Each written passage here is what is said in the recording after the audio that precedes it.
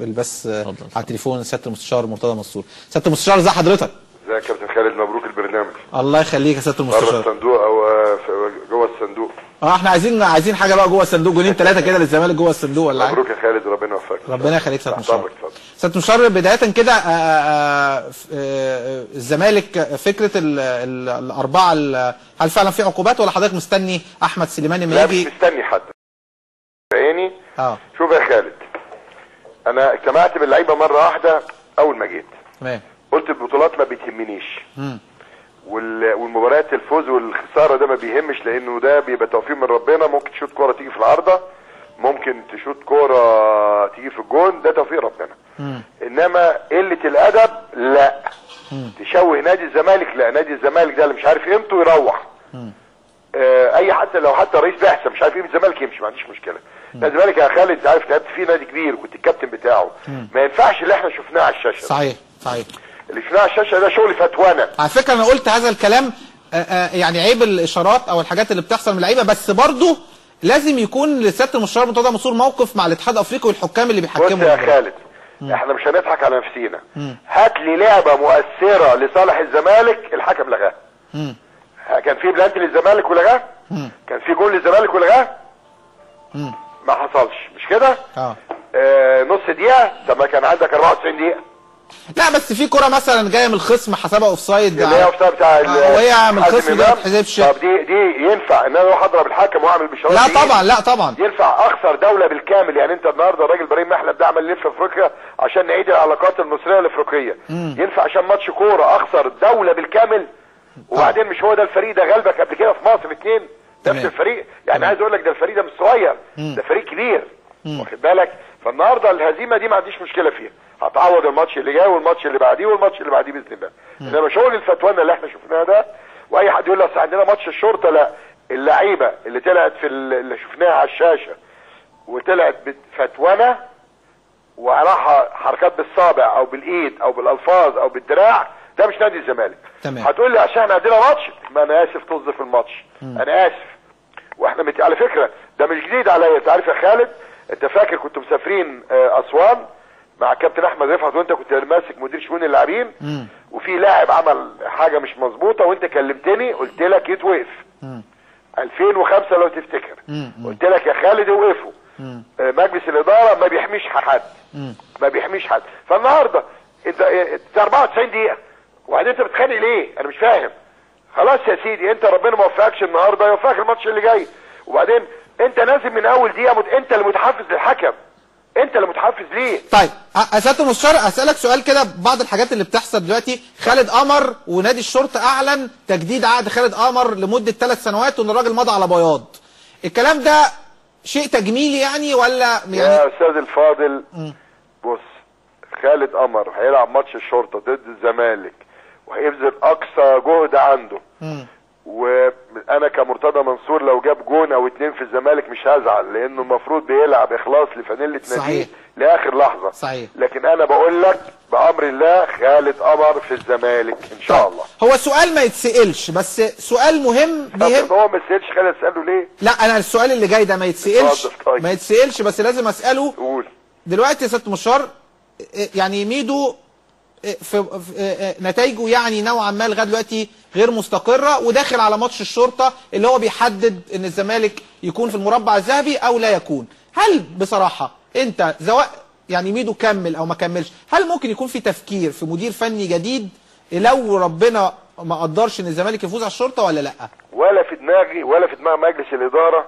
وانا سامعك كنت بتكلم انا يعني في المكتب، يعني في المكتب على حسام حسن. انا اتفقت مع حسام حسن سنه 2005 يا خالد. يا خالد انت بتجيب حاجات قديمه جدا. لا انت كان في يعني في كلام ان لو ميدو ما كملش ان حسام ممكن يجي، بس هو بيدرب في الاردن. لا بص يا خالد، بص. في مجلس الدكتور كمال درويش لما هم خدوا قرار ان حلمي طولان لازم يمشي. خلاص انا كان ليا راي كراجل بقى، شايف ان انا في يوم من الايام هبقى رئيس النادي تاني، شايف ان حلمي ما كانش يمشي. تمام. فقبل ما يجيبوا لاحمد حسام انا اللي كلمت حسام حسن. بالظبط كده. خلي بالك، وانت عارف ما اعرفش اكذب. وحسام قال انا عندي ارتباط مع المنتخب الاردني واخد بالك، وبلغت الكلام ده للدكتور كمال درويش، انا اللي كلمت حسام. لكن انا دلوقتي عندي مدير فني شغال. صحيح. فانا بقول تاني اهو، يغلب يتغلب كل ده ما يهمنيش. انا عندي الاخلاق يا استاذ خالد ومصحف، بتكلم بجد. ويعني على فكره انا قلت لك بس على فكره يعني الجمهور مش عايز كل حاجه اخلاق، يعني مش كله ضرب مفيش شتيمه، يعني عايز اخلاق وبطولات برضه. بكره ان الولاد بتوع الالتراس بيقول لك هنخش الماتش بالذوق بالعافيه. لا انت مش هتخش بالعافيه، انسى. انت هتخش الماتش بالذوق وبالادب وبالاحترام، لان انا متفق مع وزير الداخليه ورئيس الوزراء والسيد الرئيس موجود سيسي ان بعد انتخابه باذن الله في جماهير هتخش. يعني ماتشات مازيمبي بعد رمضان او في اخر يوم في رمضان من غير بلطجه ولا فتوانه هيكون في جمهور. انا اللي بقول لك على مسؤوليتي. تمام. انما هنخش بالعافيه دي ده كلام مرفوض. لا خلاص بقى، ده كلام بقى، ده كلام من سنتين، كلام ده خلاص بقى في قانون بقى. في قانون في الدوله.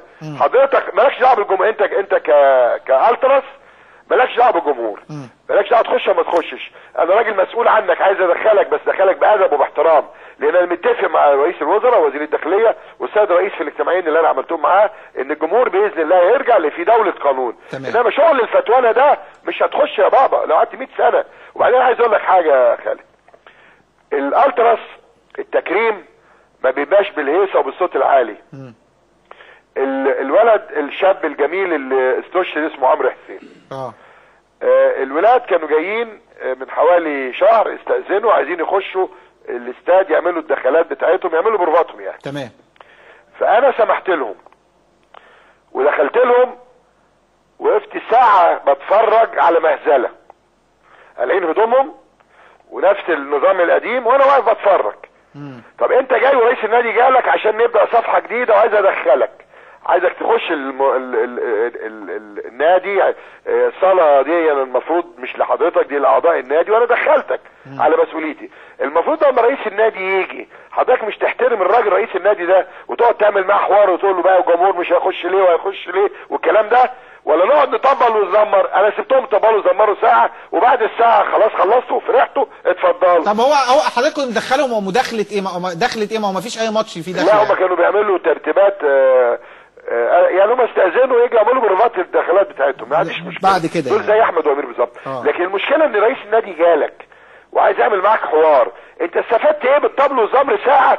قررت مش هتخش بوابه النادي تاني. تمام. لغايه ما تلتزم. لكن هو التكريم في ايه بقى؟ عمرو حسين اللي هم بيقول لك عايزين نكرمه، انت عارف النفق خالد اللي بيربط وزاره الشباب بنادي الزمالك؟ انا سميته نفق الشهيد عمرو حسين. والده كان عندي قلت له اعمل اليافطه بشكل محترم، وبعت استاذنت بالسيد المحافظ وزير الشباب ان يتسمى، هو ده التكريم. تمام صحيح. لكن مش التكريم ان احنا نقل ادبنا على حد. صحيح. هو ده التكريم. هيدان اسمه نفق الشهيد عمرو حسين طول العمر. طول ما العيال يعدوا من تحت كده عشان يخشوا النادي اسمه نفق الشهيد. طيب هسألك بس اسئله سريعه عشان معايا ضيفي علي غزال. انا طبعا انا اسف ما اسفش على الكابتن. سيادة المستشار اسال حضرتك سؤال. كابتن شوقي غريب كان معايا في تقرير قال انا ما بدخلش حد وانا ما دخلتش حد في الموضوع ده، ما معناه يعني اللي هو انا مصدق شوقي غريب وربنا يوفقه. وبعدين اللي هو عايز يعمل حوار في المعلومه جت منين، مصدرها العميد احمد سليمان عضو مجلس الاداره، لكن انا مصدق شوقي غريب. تمام. غير كده خلاص موضوع رابطه نقاد الرياضيين والزميل محمد شبانه الموضوع انتهى على خير؟ انت عارف علاقتي بمحمد شبانه واسامه خليل لا سيبك من اسامه خليل.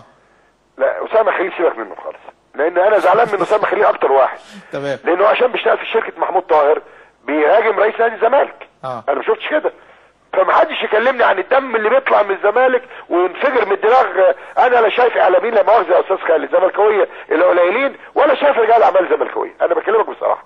انا النادي بفحته وبعمله من اول وجديد، بعمل حمامين سباحه في نادي خالد. دي مش تعرف النادي حمامين من سنه 60 سباحه. المبنى الاجتماعي خلاص من بعد بكره هنبتدي الشغل فيه نشتغل. 6 اكتوبر خلصنا الرخصه بتاعتها نشتغل. مش شايف رجال اعمال. وبعدين محمد شبانه الزملكاوي بيهاجم رئيس النادي، وانا سمعت انك قلت له انت ترضى يتكتب عن رئيس الزمالك انه كلب يعوي؟ اذا كان الزملكاوي ده اللي محروق زمالك ودمه كله زمالك يرضى ان ده يتكتب؟ شوف مجله الزمالك ما فيهاش حرف واحد في مساس بالسيد محمود طاهر او مجلس ادارته او جماهيره او لعيبته وانا مدي تعليمات من فضلك المجله دي تغطي انشطه ناديه، انما اشوف ابراهيم منيسي كاتب الكلب الذي يعوي وابراهيم شوقي بس انا عايز انت كبير شوقي حامد شوف كاتب ايه. طب سياده المستشار انا عايزك انت كبير يا سياده المستشار، ومحمود طاهر صديقك يعني من زمان، فيعني احنا دعيناه بكره ان شاء الله يشرفنا في لجنه الانديه.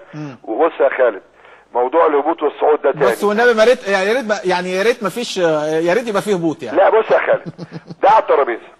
بكره احنا عاملين اجتماع تمهيدي لرابطه الانديه، ماشي. وجهنا الدعوه للنادي الاهلي والسيد رئيس النادي اتفضل يشرف، عشان احنا كان عندنا الاجتماع ده بكره في نادي القناه.